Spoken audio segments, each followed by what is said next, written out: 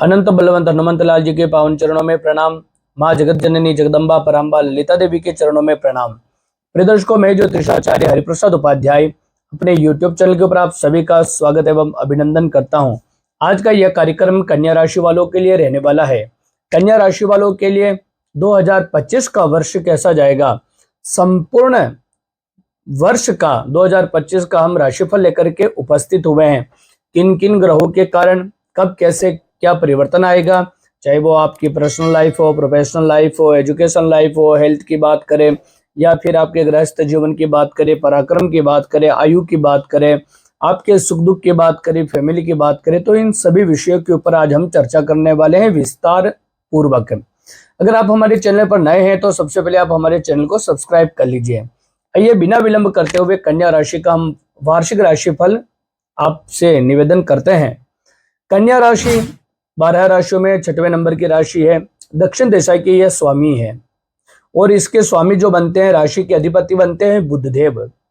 आप देखेंगे ये जो कुंडली का निर्माण हमने किया है यह 1 जनवरी 2025 के आधार पर किया है। 1 जनवरी 2025 के दिन प्रातःकाल जब ग्रहों की जो स्थितियां रहेगी वो इस प्रकार की रहेगी।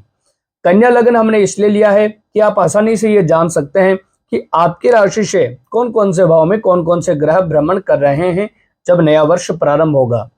इस अंग्रेजी नववर्ष का हम राशिफल आपसे निवेदन करते हैं। सबसे पहले आप ये कुंडली को देखिए। कन्या लग्न की कुंडली है। केतु लग्न में विराजमान है। 3rd हाउस में बुध है। 4th हाउस में सूर्य है। 6वें स्थान पर शनि और शुक्र की युति है। 7वें भाव में राहु है।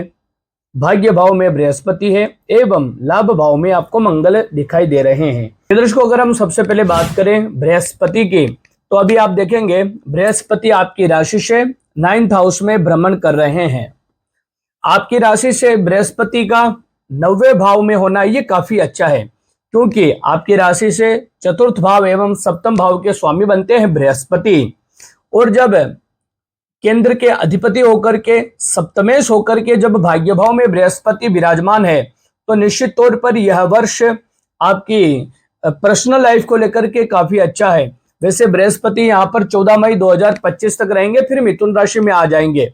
बृहस्पति जब तक वृषभ राशि में रहेंगे तब तक, चाहे वह 4th भाव की बात है, 4th भाव से प्रॉपर्टी देखी जाती है, माता का सुख देखा जाता है, जमीन जायदाद भूमि वाहन मकान इत्यादि देखा जाता है।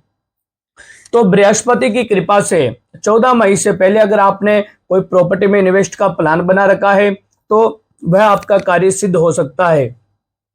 वाहन के भी योग बनते हैं। माता के, अगर माता का स्वास्थ्य कमजोर है या माता के साथ में आपके संबंध किसी भी प्रकार से खटास वाले हैं, तो निश्चित तौर पर माता के संबंधों में भी सुधार हो सकता है।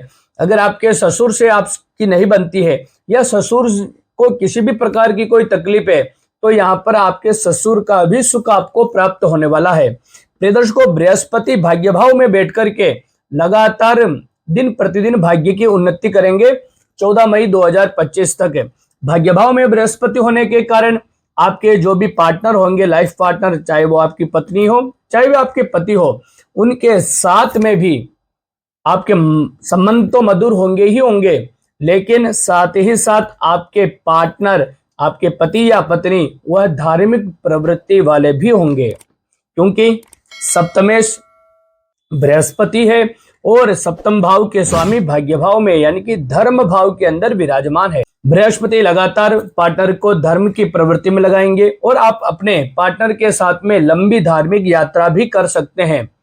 पत्नी के साथ में या पति के साथ में कहीं लंबी यात्रा भी करने के पूरे चांस 2025 में बने हुए हैं 14 मई से पहले। प्रियदर्श को बृहस्पति जब भाग्य भाव में होता है तो होता क्या है, ऐसा कहा जाता है ज्योतिष शास्त्र के अंदर कि बृहस्पति अगर आपकी राशि से 90वें भाव में भ्रमण कर रहा है, वह भी केंद्र के अधिपति होकर के, तो निश्चित तौर पर बृहस्पति आपकी आयु को बढ़ाने वाले होंगे, बृहस्पति आपकी प्रॉपर्टी को बढ़ाने वाले होंगे, बृहस्पति आपके दाम्पत्य जीवन को बढ़ाने वाले होंगे। और विशेषतया विशेष रूप से यहाँ पर सप्तमेश होकर के बृहस्पति का भाग्य भाव में होना उन महिलाओं के लिए ज्यादा सौभाग्यदायक है, मंगलकारी है। बृहस्पति जिनके जीवन के अंदर अभी तक पति सुख प्राप्त नहीं हुआ है या पति को किसी न किसी प्रकार से स्ट्रगल का सामना करना पड़ रहा है, क्योंकि बृहस्पति हमेशा अगर शुभ होते हैं तो विशेषतया स्त्रियों के लिए सौभाग्यदायक होते हैं। जिस प्रकार से शुक्र लड़कों के लिए सौभाग्य के कारक माने जाते हैं,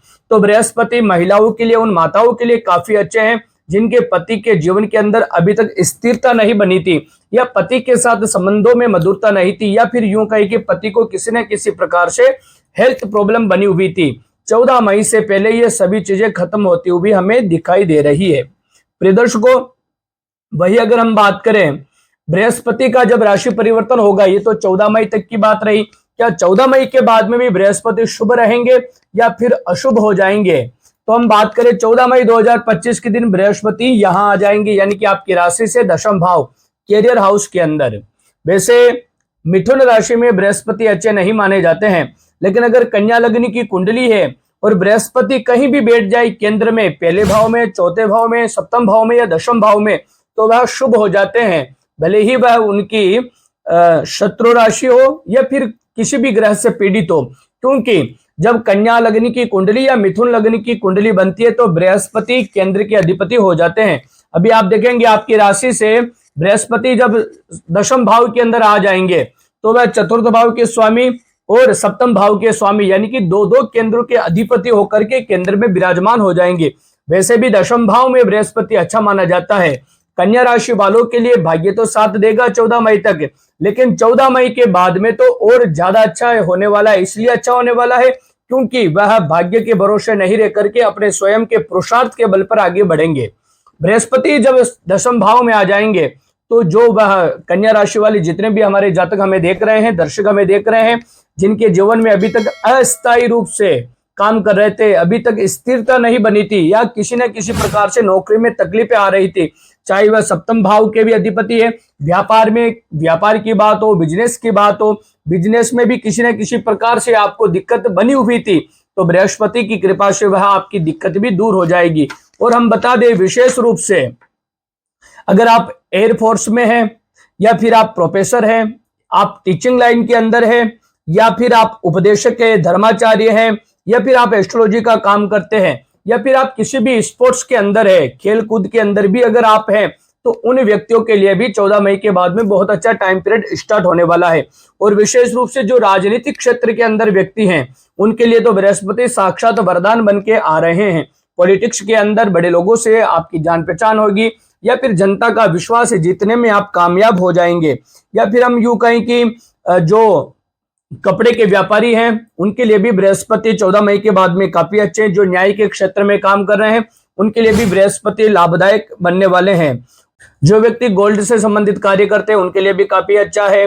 जो धर्मगुरु है, मैकेनिकल है, सेल्समैन है, प्रिंटिंग प्रेस में काम करते हैं, बुक सेलर्स है, कमीशन का काम करते हैं, दलाली का काम करते हैं, या दूध दही घी इत्यादि का कार्य, व्यवसाय, बिजनेस करते हैं, उन लोगों के लिए भी बृहस्पति काफी अच्छे बनने वाले हैं 14 मई के बाद में। प्रिय दर्शकों, बृहस्पति आपके कार्य में उत्तरोत्तर उन्नति करने वाले रहेंगे 14 मई के बाद में। 14 मई से लेकर के 31 दिसंबर 2025 तक कैरियर के अंदर आप 4 चांद लगा दोगे। कैरियर के अंदर सफलता पर सफलता आपको प्राप्त होती रहेगी। बृहस्पति जब यहाँ पर विराजमान होंगे तो अपनी सप्तम दृष्टि से चतुर्थ भाव को भी देखेंगे। जो स्थिति मैंने आपको पहले बताई थी कि बृहस्पति नवम भाव में रहकर के आपके माता के सुख को बढ़ाएंगे, आपके जमीन जायदाद, भूमि, वाहन, मकान, प्रॉपर्टी को बढ़ाएंगे, वही सुख बृहस्पति 14 मई के बाद में भी कंटिन्यू रखेंगे। ऑल ओवर अगर हम बात करें तो बृहस्पति आपकी प्रॉपर्टी को लेकर के, आपके घर के सुख को लेकर के, परिवारजनों को लेकर के काफी अच्छे रहने वाले हैं। चाहे वो नवम भाव में हो या फिर 14 मई के बाद में दशम भाव में ही क्यों ना गए हो। दशम भाव में जाने के बाद तो परिवार के सुख में और वृद्धि होगी, माता के सुख में, पिता के सुख में भी वृद्धि के योग पूरे बने हुए हैं। 14 मई तक तो सिर्फ माता के ही सुख में वृद्धि है, लेकिन 14 मई के बाद में माता पिता दोनों के ही सुखों में वृद्धि के योग बने हुए हैं। माता पिता से संबंध काफी मधुर हो जाएंगे। अगर आप दूर रहते हैं उनसे तो उनके समीप जाने का भी आपको अवसर प्राप्त होगा 2025 के अंदर। वही बात करें हम शनिदेव की, आप देखेंगे सेकंड पर मैंने शनि लिखा है। शनि 29 मार्च 2025 तक यहां पर रहेंगे षष्ठम स्थान पर आपकी राशि से। वैसे आपकी राशि से षष्ठम स्थान पर शनि है। शनि शुक्र के साथ में जब यह वर्ष प्रारंभ होगा तो उपस्थित रहेंगे। शनि कुछ अच्छा तो कुछ खराब फल आपको दे रहे होंगे 29 मार्च तक। वैसे त्रिकोण के अधिपति होकर के षष्ठम स्थान पर है। कोई भी ग्रह हो, अगर वह पंचम भाव का स्वामी है, 6, 8, 12 में चला गया हो तो निश्चित तौर पर वह कहीं ना कहीं न्यूनता फल में दे देता है। अभी तक आप भ्रमित हो रहे थे, बुद्धि आपकी बराबर प्रॉपर पड़े में लग नहीं रही थी, क्योंकि 29 मार्च तक यह कंडीशन आपके चलेगी ही चलेगी। लेकिन 29 मार्च के बाद में जैसे ही शनि का राशि परिवर्तन हो जाएगा तो निश्चित तौर पर कुछ चीजें परिवर्तन होगी। लेकिन यह वीडियो काफी सावधान पूर्वक आप देखना। 29 मार्च के दिन मीन राशि में शनिदेव भ्रमण करेंगे और राहु 18 मई के बाद में कुंभ राशि में आएंगे। तो 29 मार्च से लेकर के 18 मई तक शनि और राहु दोनों ही सप्तम भाव में रहने वाले हैं। ये एक अजीबोगरीब योग बन रहा है। शनि और राहु दोनों ही कुछ समय के लिए एक साथ में रहेंगे। 30 मार्च से लेकर के 18 मई तक सप्तम भाव में। 18 मई के बाद में सिर्फ शनि रह जाएंगे सप्तम भाव में। लेकिन कन्या राशि वालों आप सावधान हो जाइएगा। 29 मार्च से लेकर के 18 मई तक आपकी पर्सनल लाइफ बिल्कुल अच्छी नहीं रह सकती है। पर्सनल लाइफ के अंदर दिक्कतें आ सकती हैं, क्योंकि शनिदेव जो है पंचम भाव के स्वामी होकर के मैरिज हाउस में जाएंगे, वह राहु के साथ में रहेंगे। राहु और शनि की जो ये युति है आपके पर्सनल लाइफ को डिस्टर्ब कर सकती है। हो सकता है आपके पार्टनर के साथ आपका ब्रेकअप हो जाए, या फिर ऐसा जीवन भी हो सकता है कि आपके जीवन के अंदर किसी भी प्रकार से कोई भी प्रेम ना रहे किसी भी व्यक्ति से, चाहे आपके वो फ्रेंड्स हो, परिवार वाले हो, या फिर आपकी पर्सनल लाइफ में कोई भी इंसान हो। तो ऐसी कंडीशन 29 मार्च यानी कि 30 मार्च से लेकर के, क्योंकि 29 मार्च की रात्रि को शनि का राशि परिवर्तन होगा, तो निश्चित तौर पर 30 मार्च से लेकर के 18 मई तक शनि और राहु की यह युति आपकी पर्सनल लाइफ को, और विशेष रूप से सप्तम भाव में जब ये योग बनेगा तो आपकी मैरिज लाइफ के अंदर भी दिक्कत आ सकती है। संतान बाधा हो सकती है, संतान में रुकावट आ सकती है। अगर आपके संतान है तो संतान की तरफ से भी कोई ना कोई दिक्कत बनी रह सकती है। लेकिन जैसे ही राहु का राशि परिवर्तन होगा 18 मई 2025 के दिन, तो कहीं ना कहीं शांति और सुकून आप प्राप्त करोगे। राहु जैसे ही यहाँ आ जाएंगे, शनि अकेले यहाँ पर विराजमान हो जाएंगे, तो त्रिकोण के अधिपति होकर के शनिदेव सप्तम भाव में भ्रमण करेंगे। तो यहाँ पर जो लव विवाह करना चाहते हैं, प्रेम विवाह करना चाहते हैं, उनके भी योग बनेंगे। आप अपने प्रेमी या प्रेमिका के साथ में अच्छे से जीवन यापन करेंगे। जो आप दोनों के बीच में खींचतान बनी हुई थी या आपके जीवन के अंदर कोई नहीं आ रहा था, तो उसके भी योग बनना स्टार्ट हो जाएंगे 18 मई के बाद में। विद्यार्थियों के लिए भी समय 18 मई के बाद में अच्छा है। वैसे 29 मार्च तक भी अच्छा रहेगा, लेकिन 29 मार्च से लेकर के 18 मई तक थोड़ा खींचतान और तनाव आप महसूस कर सकते हैं। अगर हम बात करें राहु का राशि परिवर्तन आपके जीवन में क्या परिवर्तन देगा, राहु जब तक यहाँ है तब तक अकेले रूप से है रहे या फिर शनि के साथ में रहे, पर्सनल लाइफ को तो यह मानिए कि कहीं ना कहीं दिक्कतों का सामना करना पड़ेगा। भले ही बृहस्पति आपकी सप्तम भाव के स्वामी होकर के भाग्य भाव में है, लेकिन कहीं ना कहीं पार्टनर को लेकर के स्ट्रगल बना है। जो बैचलर है, जिनके विवाह कहीं तय नहीं हो रहे हैं या विवाह की डेट आगे से आगे बढ़ रही है, लड़की मना कर देती है, लड़का मना कर देता है, ये सभी का कारण है राहु देव। अगर आप ये चाहते हैं कि आपका विवाह अप्रैल मई जून में जल्दी से जल्दी हो जाए, मार्च में हो जाए, फरवरी में हो जाए, तो राहु का उपाय आप जरूर करवा लीजिए, राहु की शांति आप जरूर करवा लेना। केतु लग्न में होने के कारण और सप्तम भाव में राहु होने के कारण कहीं ना कहीं पितृदोष का भी योग बन रहा है। पितृदोष के कारण, क्योंकि जब व्यक्ति की कुंडली में गोचर में हो, वर्ष कुंडली में हो या जन्म कुंडली या प्रश्न कुंडली में हो, अगर पितृदोष बनता है तो पितृदोष के कारण जीवन के अंदर मंगल कुछ नहीं होता, सब अमंगल ही अमंगल होता है। तो मैं आपसे निवेदन करूंगा कि राहु केतु के कारण जो पितृदोष बना है, अगर आपको जल्दी है, अगर आपको ये लगता है कि आपके व्यापार में बाधा आ रही है या फिर आपको ये लगता है कि आपके विवाह में विलंब हो रहा है, तो एक बार पितृदोष की शांति आप जरूर करवा लेना। 18 मई के बाद में जब राहु यहाँ आ जाएंगे तो फिर सभी प्रकार की प्रॉब्लम्स आपकी दूर हो जाएगी। किसी भी, क्योंकि इंसान का सबसे बड़ा सुख होता है परिवार का सुख है। इंसान दुनिया को जीत सकता है लेकिन परिवार से हार जाता है, चाहे वो कितना भी धनाढ्य हो या फिर बलवान हो। अभी तक राहु के कारण आप दुनिया में अच्छा आपका नाम कमा रहे हैं, समाज में अच्छा नाम कमा रहे हैं, लेकिन गृहस्थ जीवन से उतना सुख आपको प्राप्त नहीं हो रहा था। लेकिन राहु का जब राशि परिवर्तन होगा तो बाहर से भी और अंदर से भी, घर से भी आपको सुख प्राप्त होगा और बाहर के लोगों से भी सुख में वृद्धि होते हुए यहाँ पर दिखाई दे रही है। बृहस्पति शनि, जब राहु यहाँ आ जाएंगे तो राहु की दृष्टि अपनी उच्च दृष्टि गिरेगी। पंचम दृष्टि से राहु देखते हैं तो राहु की उच्च दृष्टि पड़ेगी यहाँ पर, यानी कि कैरियर हाउस पर। जब राहु उच्च दृष्टि से दशम भाव को देखेंगे तो यह समय विशेष रूप से मैं निवेदन करूंगा, जो व्यक्ति समाज सेवा से जुड़े हैं या साइंस के फील्ड से जुड़े हैं या फिर राजनेता है, उन लोगों के लिए समय काफी अच्छा रहेगा। 18 मई के बाद में राजनेताओं की चांदी ही चांदी होने वाली है। लेकिन एक बात की आपको सावधानी रखनी है, राहु जब यहाँ पर आ जाएंगे तो जो व्यक्ति हृदय रोग से पीड़ित हैं, जिनको हार्ट अटैक की प्रॉब्लम है, वह अपने स्वास्थ्य का विशेष रूप से ध्यान रखें। जिन व्यक्तियों के पैर में प्रॉब्लम है, घुटनों में प्रॉब्लम है, उनके लिए भी राहु तकलीफ बढ़ा सकते हैं। या फिर हृदय के अंदर की प्रॉब्लम हो, पत्थर से चोट की बात हो, पत्थर से भी चोट आपको लग सकती है, पत्थर से आप सावधानी रखें। पैर में पीड़ा हो सकती है और संक्रामक रोग आपको हो सकते हैं, नेत्र रोगों के कारण आपको दिक्कत आ सकती है। ये सभी राहु और शनि के दुष्प्रभाव के कारण आपको जीवन में 2025 के अंदर ये यातनाएं आपको सहन करनी पड़ सकती है।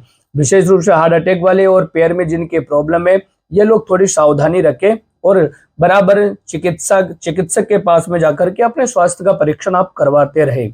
प्रिय दर्शकों, ऑल ओवर बात करें तो फाइनेंस को लेकर के भी बृहस्पति जब अच्छे हैं तो कोई दिक्कत आएगी नहीं। बृहस्पति अच्छे होने के कारण जब यहाँ पर बृहस्पति रहेंगे तो पंचम भाव, धन भाव को बृहस्पति देखेंगे तो यहाँ पर धनागम के भी योग बनेंगे।